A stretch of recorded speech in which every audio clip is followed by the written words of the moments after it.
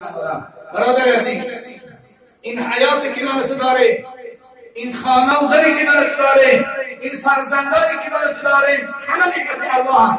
روز خداوند ما شما را امتحان میکنه. این فقط برای سه کسی امتحان خدا نیست.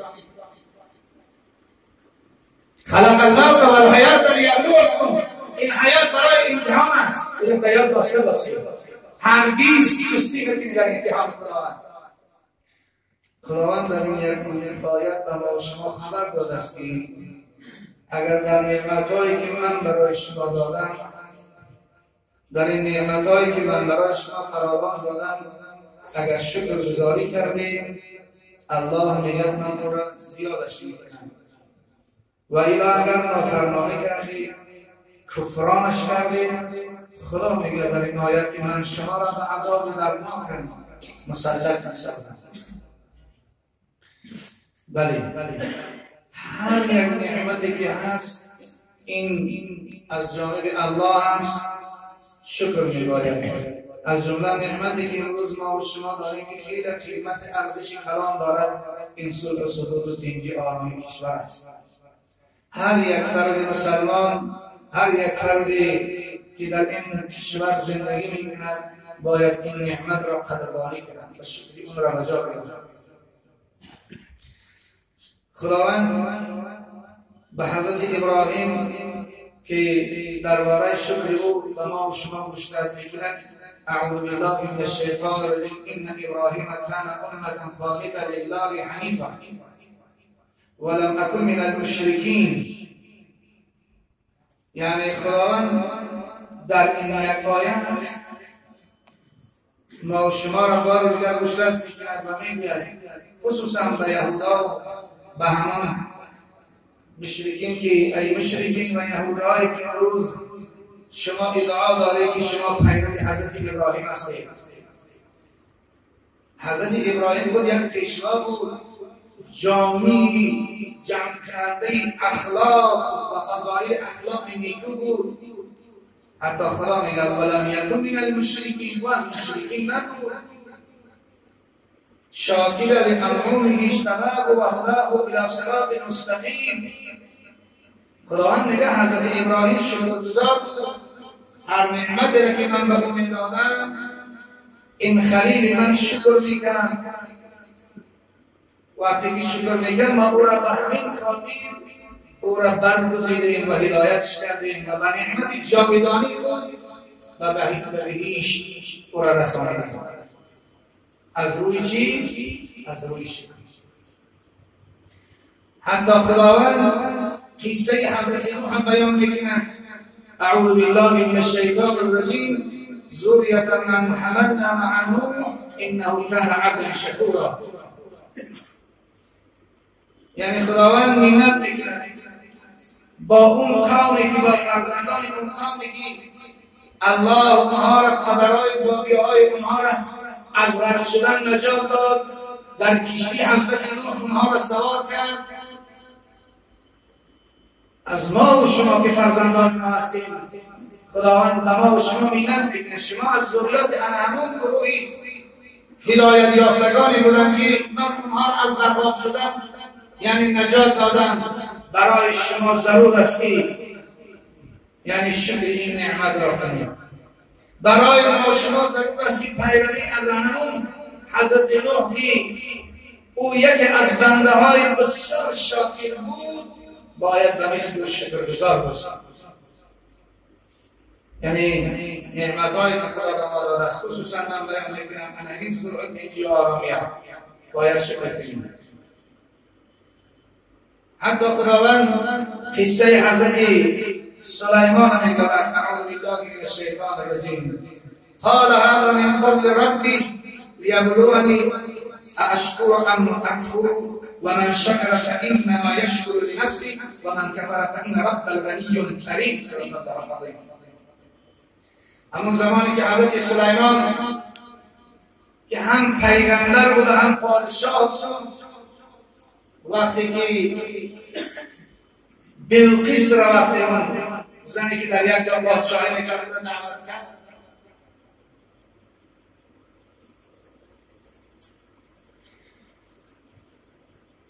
که در اونجا جینا بودن، مردای قدرتمند بودن، از جمله ولی خدا که یکی از بزرگان پیش او بود اصفا ابن بلخیا گفت کی قدرت دارد که همون تختی که بلقیس میشیند او را هر چیز زودتر پیش از آمدن بلقیس و اینجا بیاورد. جنها گفتن که پیش از آن که از مملکتش خارج شود ما تخت چه میاریم. اما اصفا ابن بلخیا چی بود؟ گفت پیش از جبل هم زدن من تخت میارم. یعنی قدرتی اولیاء هم از اونها که بالاتر بود حضرت و اصفیا دستور داد که بیاد. وقتی دید همون تخت حاضر شد حضرت سلیمان چی گفت؟ قال هذا من قدر ربی. گفت نگفت این از قدرتی تو است، گفت این از فضل و کرم پروردگار مهربان من است. لیبلونی اشکر ام اکفر. خداوند ما را امتحان میکند به این نعمت‌های دادنیست که مرا اینقدر نعمت داد، من پادشاه کرد، من پیغمبر کرد، من سوی شخصیت‌های لزوم در اختیار من. خداوند ما را امتحان میکند که آیا در این نعمت‌های دادنی خدا من شکر انجام میارم یا نه. در دام چی گفت؟ و من شکر فانما یشکر لنفسی. هر کسی که شکر میکند به فایده نفس خودش میکند، چون شکر سبب افزون شدن رزق است، سبب بالا رفتن آبرو است، سبب نجات ما و شما از غضب الهی است. و من کفر فإن رب غنی کریم. اگر تو کفران نعمت کردی خدا میگه تو به خودت زیان کردی، چون پروردگار ما در راه است، او کریم است، یعنی او غنی است و کریم است.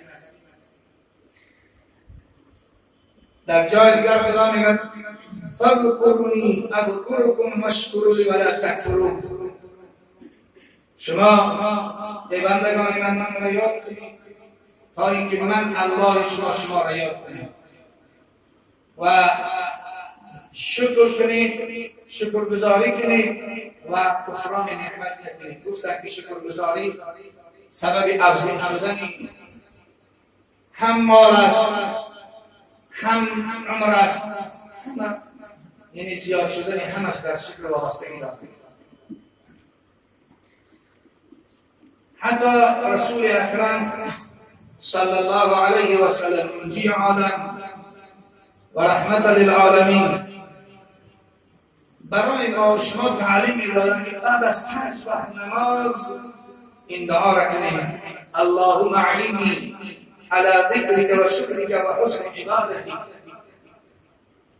خدایا پروردگارا تو من را اعانت کن، یاردن ده تا که زبان من با شکر تو یعنی چکار کند راه یابد و من شکر نعمتان اعانت ده تا که من در اون نعمتهای که داری شکر گزار باشم و اعانت و یاردن و کمک ده تا که من عبادت کنم، یعنی چیزی که برای ما لازم است همه به جا آوردن رکن‌ها و همه فرض واجباش، یعنی باید برنامه‌ریزی و یک حسن خود نکو عبادت‌های طرف به پایان برسانیم. حتی حضرت عایشه صدیقه رضی الله تعالی عنها روایت می‌کنند، میگه که پیغمبر خدا صلی الله علیه و سلم میگه چنان شبها بیدار میشه که پاهای مبارکش ورم می‌کرد. حضرت عایشه میگه من از این حال اون دیدم بسیار ناراحت میشدم، میگفتم یا رسول الله خداوند گناههای گذشته طرف بخشید، خداوند گناهایی که آینده میتونید بخشیده است، پس چی ضرورت داره که خود را به این قدر یعنی مشقت با اندازه و یک وقت استراحت کنی پاهات ورم کرد. حضرت چی میگفتن؟ افلا اکون عبدا شکورا. آیا من همون الله که من یک یتیم را به این نبوت رسانی، انما الله که من را از اهل ایمان به هیچ گردانی، انما الله که نهای گذاشته و آینده من را بخشید، آیا من حق انعون نعمت را شکرگزاریش ندارم؟ ما و شما چی؟ یک بار بیان بیاریم از طفلکای خود دیدن زمانی که ما حتی قادر به خوردن شیر نیستند، حتی بند کردن پشه از خود قدرت ندارند، اما زمانی کلام شدیم و پولدار شدیم و وظیفه‌دار شدیم و منصبدار شدیم، علیه خدا مبارزه می‌کنیم. برای همین باید ما شاکر باشیم خداوند ما را به این روزهای پر سعادت رسانید. و این تعود نعمت الله لا تحصوها، خدا میگه اگر شما نعمتهای خدا را شمار کردن شوید، شمار کردن نمی‌توانید. اینجا یک حکایه میگه صاحب کتاب ذهب رجل الى احد العلماء، یک مرد و پیش یک عالم و زیارت شد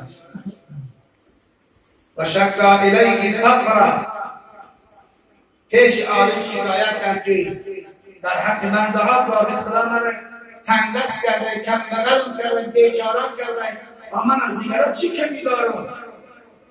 شکایت کرد. فقال له عالم چیش گفت؟ ایسرک انک اعمی ولک عشرة آلاف درهم، آیا تو رضا هستی که الان در پیش تو 10,000 تنگه طلا باشه اما تو کور باشی؟ فقال رجل را، عمر گفت من نمیخوام، من همین بینایی من از 50 طلا بالا میبرم. فقال عالم ایسرک انک اخرس ولک عشرة آلاف درهم، تو آیا میخواهی که تو الان گم باشی اما 10,000 تنگه طلا در پیش باشه؟ باز این مرد نه. اسرک انک مقطوع یدین و رجلین ولک 20,000، آیا میخواهی که هر دست و پاهای بریده باشن در پیش تو 10,000 تنگه طلا باشه؟ باز این مرد نه.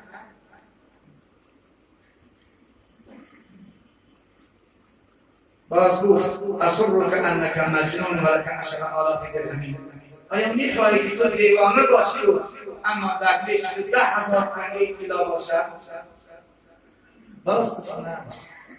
فقال عالم اما تستحی ان تشکر مولاک وله عندك نعمت 50,000،